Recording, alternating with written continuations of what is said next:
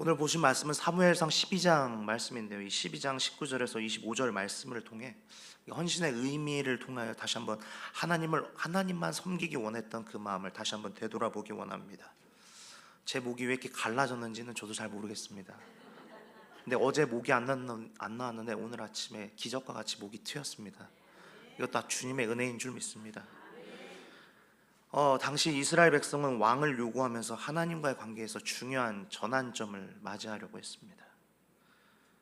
선지자 사무엘이 이스라엘 백성들에게 하나님의 주권과 경외 그리고 회개의 길을 통해 진정한 헌신의 삶을 살 것을 권면하고 있습니다. 오늘 우리 이 말씀을 받는 우리 모두에게 큰 도전이 될 것으로 믿습니다. 헌신이라고 하는 것은 단순히 어떠한 제도를 받아들이거나 의식적으로 드리는 예배를 넘어서 우리 삶 전체를 주님 앞에 맡겨드리고 그분의 주권을 인정하면서 기쁨과 두려움이 없이 순종하는 자세를 의미할 것입니다. 저는 오늘 세 가지 얘기를 하고자 하는데요. 첫 번째로 하나님의 주권 앞에 헌신하는 삶이고, 두 번째로는 헌신하면서 순종하는 자세에 대해서 얘기하고, 마지막으로 회개와 회복을 통하여서 헌신을 다시 한번 재확립하는 자세에 대해서 얘기하고자 합니다. 사무엘상에다 보면 왜 이스라엘 백성들이 왕을 요구하는지에 대해서 처음으로 이제 드러난 부분이 8장 내용입니다.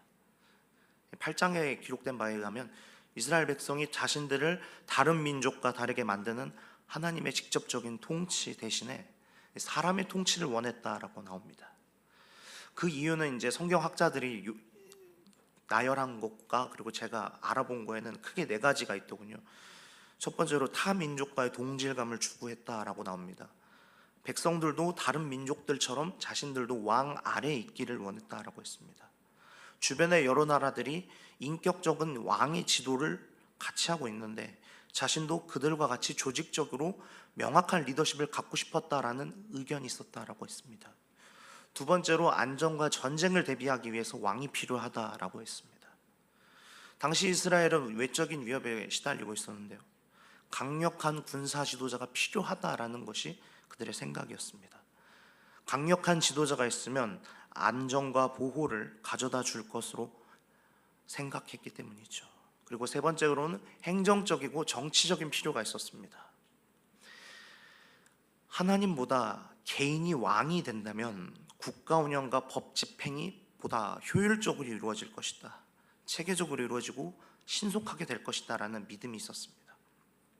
그리고 가장 큰 이유는 하나님의 직접 통치에 대한 불만이 있었습니다. 백성들은 사무엘과 같은 선지자나 사사시대의 지도자들이 제공하는 통치 방식이 백성들의 필요에 충분하지 않다라고 판단하면서 지도자의 필요성을 느꼈습니다. 그러나 하나님은 이 요청을 통해 백성들이 단순히 세상의 기준에 맞추려는 욕심과 하나님의 주권을 거부하는 마음을 드러낸 것을 보시고 사무엘을 통해 경고의 메시지를 전하시는데, 이제 화면에 보시는 대로 사무엘상 8장 7절 말씀입니다. 여호와께서 사무엘에게 이르시되 백성이 내게 한 말을 다 들으라. 이는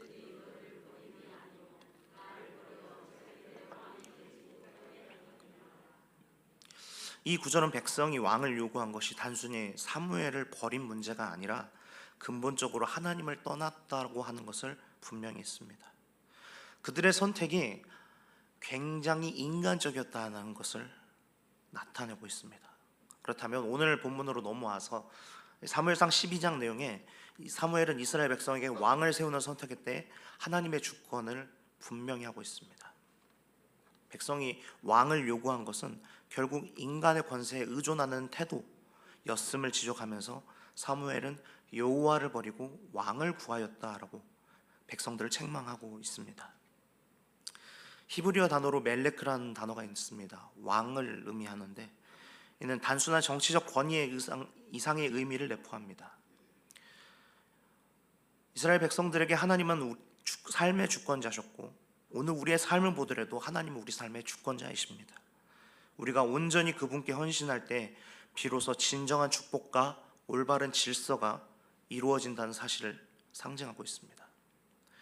사무엘은 백성이 인간 왕을 세움으로써 하나님 앞에서의 헌신이 왜 중요한지를 깨닫게 하고, 우리 역시도 세상의 유행이나 인간의 기준에 의존하기보단 하나님의 주권 안에 머무를 때 참된 안정과 기쁨을 누릴 수 있습니다. 세상의 많은 사람들이 제도에 빠져들고 세상의 기준에 빠져듭니다.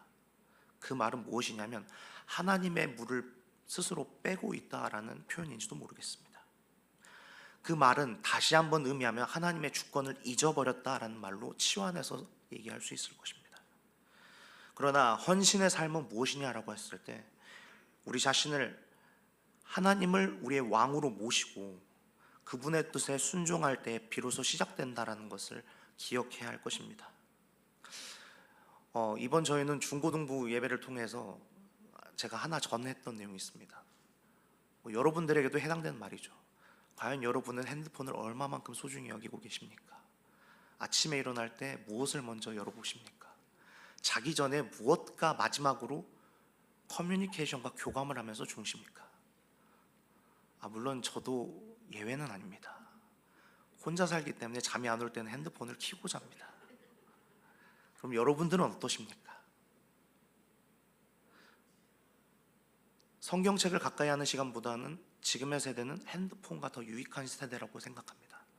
심지어 화장실에 갈 때 핸드폰을 왜 들고 가는지는 모르겠지만 저 역시도 이제 그러고 있더군요. 하나님의 말씀에, 하나님의 은혜에 젖어드는 삶을 원했지만 그렇게 살지 못하고 세상의 기준과 세상이 주는 편리에 너무 익숙해져 버렸습니다. 이스라엘 백성도 이와 마찬가지입니다. 하나님의 뜻 언제 기다려? 하나님의 뜻 효율적이지 않잖아. 하나님의 뜻 불편하잖아. 이렇게 시작되었습니다. 이렇게 시작된 그들의 생각이 왕을 요구하게 되었죠. 오늘 우리의 삶은 어떻습니까? 오늘 우리는 무엇을 요구하고 있습니까? 하나님, 전 세계 17개 나라가 2021년도에 조사했던 퓨리 리서치라는 게 있었는데 17개국 2만여 명의 선진국가를 대상으로 했는데 유일하게 한국은 가족이 1순위가 아니라 돈이 1순위였다고 했습니다. 놀랬습니다. 정말 17개국 중에 1순위였습니다. 이게 얼마나 놀라웠는지 그 당시에 김미경 씨 같은 유명한 강연자들은 SNS에 그걸 올릴 정도였습니다. 우리나라는 더더욱 효율적인 것을 따집니다. 그럼에도 불구하고 이 자리에 나오신 여러분들을 저는 축복합니다. 불편한 것을 내려놓고 이 자리 가운데 주님의 뜻을 구하기에 이 자리에 앉으신 거 아니겠습니까? 한일의 성도들은 불편한 것을 감수할 수 있습니다. 하나님의 뜻을 받아들일 수 있습니다. 효율적이고 효과적인 삶을 원하지만 그럼에도 불구하고 하나님의 뜻이 먼저인 줄 너무나 잘 아시고 있다는 것에 저는 정말 기쁩니다. 네, 이처럼 하나님 앞에 주권에 헌신하는 삶을 사시길 바랍니다. 단순한 이론적 교리로 설명하는 부분이 아닙니다. 실제 우리의 삶에 있어서, 실제 우리의 공동체적인 삶에 있어서 과연 어떻게 우리가 이어져야 될지 매 순간 생각하시기 바랍니다. 하나님의 말씀과 주신 기도를 통해서 이제 앞으로 며칠 뒤면 사순절이 시작되는데요, 아까 제가 핸드폰 얘기를 해서 죄송하지만 저도 미디어 금식을 진짜 해보려고 합니다. 10년 전에 미디어 금식을 한국교회에서 처음 얘기했을 때는 그다지 효과가 없었습니다. 왜? 미디어라고 그 당시에 생각했을 때는 핸드폰이 주요 순위가 아니라 애들에게 있어서 컴퓨터를 멀리하게 하는 것으로 생각했기 때문이죠. 왜? 핸드폰은 그 당시에 모든 것을 전해주는 기기가 아니었기 때문이었습니다. 그런데요, 지금은 다르죠. 핸드폰으로 게임도 할 수 있고요, 핸드폰으로 모든 걸 할 수 있습니다. 심지어 은행 업무조차도 핸드폰이 아니면 불편합니다. 그 말은 무슨 말이냐? 저도 이제 미디어 금식을 우리 학생들에게 전했는데 여러분도 사순절이 되면 더욱더 주님과 밀접해지시고 가까워지시기를 간절히 소망합니다.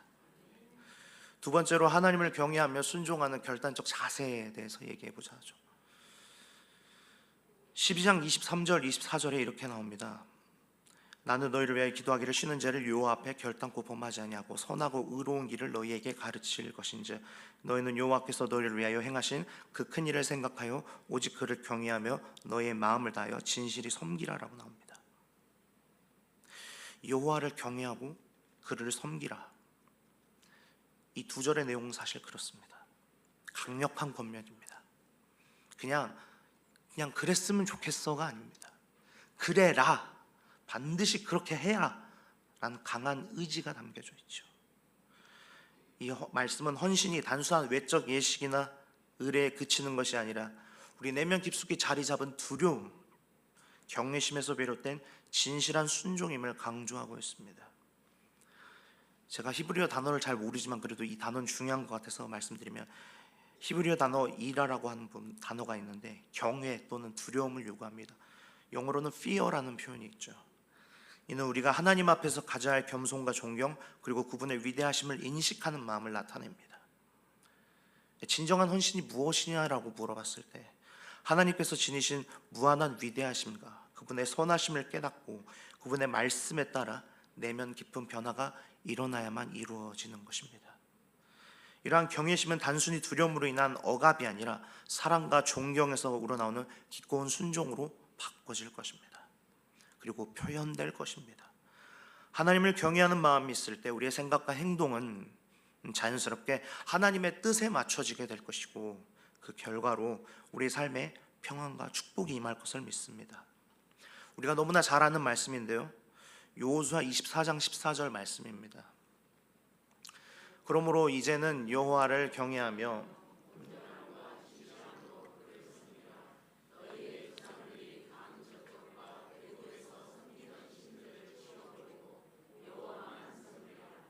아멘.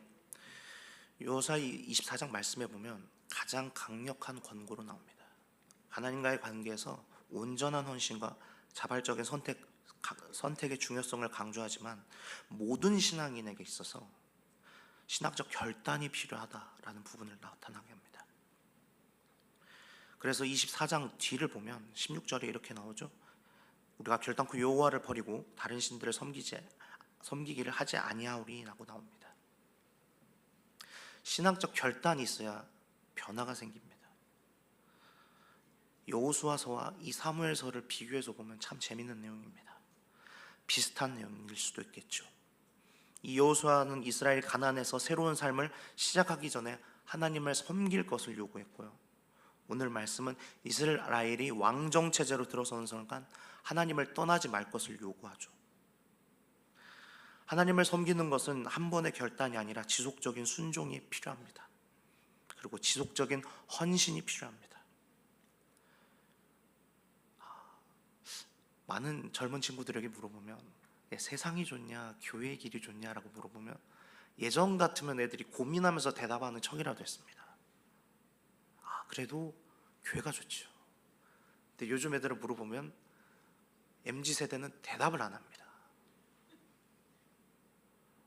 응답을 받기가 힘듭니다. 저 그 마음을 느끼기가 싫어서 잘 안 물어보긴 하는데 너무 답답해가지고. 그런데 우리는 어떻습니까? 하나님이 우리 개인들에게 이미 그러한 질문을 주셨을 것입니다. 어디의 길을 따를 것이냐, 어떤 자세를 가지고 주님 앞에 나올 것이냐, 이미 물어보셨겠지만 매 순간 우리는 취사적인 선택을 하고 있는지도 모르겠습니다. 이럴 땐 주님 좋습니다. 저럴 땐 왜 이러세요? 이렇게 대답하면서 주님의 길과 나의 길을 평행처럼 맞춰가고 있지는 않습니까? 우리의 헌신은 하나님 앞에서 진실된 경외와 순종의 마음이 필요하다라고 얘기했습니다. 내면이 먼저 변화가 돼야 됩니다. 저도 잘 어려워하는 거지만 매일 주님의 말씀을 가까이 하기 원합니다. 그리하여서 여러분들도 그렇게 변화되시기를 소망합니다. 하나님의 말씀을 가까이 할 때 그분을 향한 진심으로 경외하심과 그분의 선하심을 깨닫게 될 것입니다. 우리의 내면이 변화가 되어서 순종으로 실천하게 될 것입니다. 이 순종의 실천은 우리뿐만 아니라 공동체에게도 유익을 주는 것입니다. 여기 계신 많은 권사님들을 볼 때마다 정말 존경의 마음이 듭니다. 교회를 섬기시고 헌신하시고 누구도 알아주지 않지만 그럼에도 불구하고 이 자리를 묵묵히 지켜주셨기 때문에 이 한일의 성도들이 더욱더 깊은 마음을 가지고 주님과 교제할 수 있는 길을 열어주셨음을 저는 믿습니다. 세 번째로 공동체의 역할에 대해서 설명하는데, 하나님을 경외하는 삶의 본보기를 세워나갈 것입니다. 그리고 이 말씀을 듣고 우리는 실천할 것입니다. 그러면서 헌신의 진정한 자세를 만들어 가시기를 소망합니다. 세 번째로 회개와 정의 안에서의 헌신의 회복입니다. 우리 삶에서 회개라는 부분이 단순히 후회의 감정을 넘어서 과거의 잘못된 선택을 인정하고 하나님께 온전히 헌신하여 올바른 길로 돌아서는 결단인 것입니다. 하나님이 원하시던 단어 중에 정의와 의로움을 표현하는 츠데카라는 단어가 있는데, 하나님께서 우리에게 요구하시는 올바른 행위와 공의의 기준을 상징합니다. 하나님께서는 우리의 회개를 통해 우리의 삶을 재정비하시길 원하시고요, 공의와 정의의 기준에 따라 새롭게 변화시키십니다. 회개를 통해 우리는 하나님과의 단절을 극복하고 다시 그분의 은혜 안으로 들어가게 됩니다. 이를 통해서 회복의 과정이 각 사람의 내면 속에서 이루어질 것입니다. 그리고 우리의 공동체 안에서도 이루어질 것입니다. 서로의 마음속에 주님께 돌아가는 것을 격려하는 동시에 하나님의 은혜와 체험을 할 것입니다. 역대하 7장 14절에 이런 말씀이 있습니다. 같이 읽겠습니다. 내 이름으로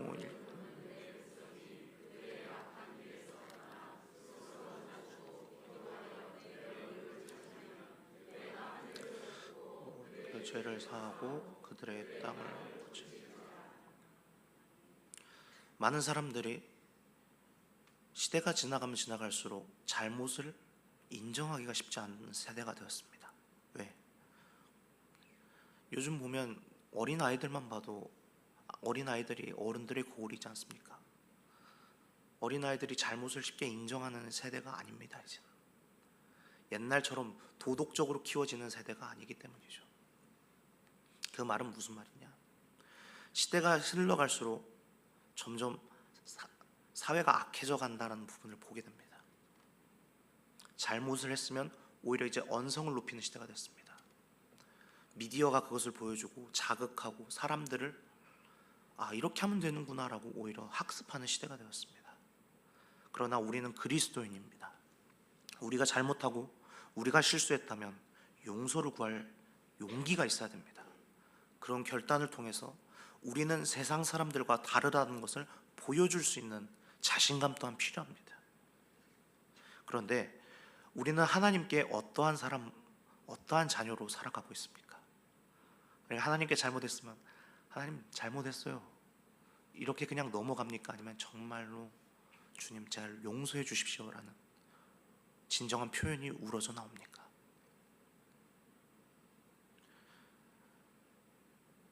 여러분, 제가 아까 말씀드린 대로 이스라엘 백성은 불편함에서 이 왕을 뽑기 시작했습니다. 우리의 신앙도 불편함 때문에 하나님과 대화하는 것을 단절한다면 회개가 이루어지지 아니하고 회복이 이루어지지 않는 공동체가 될 것입니다. 다시 한번 생각해 볼까요? 그렇다면 지금 나는 어떠한 그리스도인이며 주님 앞에 어떠한 자녀입니까? 나의 잘못이 있으면 주님 앞에 얘기할 수 있는 그런 자신감이 남아있는 자녀입니까? 아니면 잘못했는데 뭐 어떻게 되겠지 라고 넘기고 있습니까?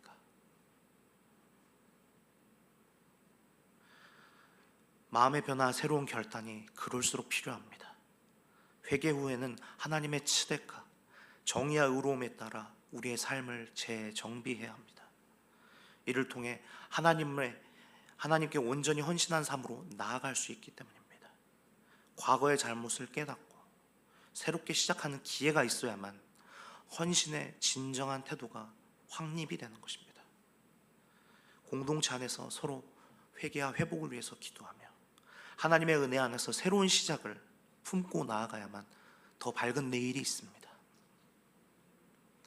여러분, 말로만 축복한다는 말 하지 마시고, 저도 애들한테 요즘 축복합니다 노래를 하는데 얼마나 축복하는 게 민망한지 손조차 내밀지 않습니다.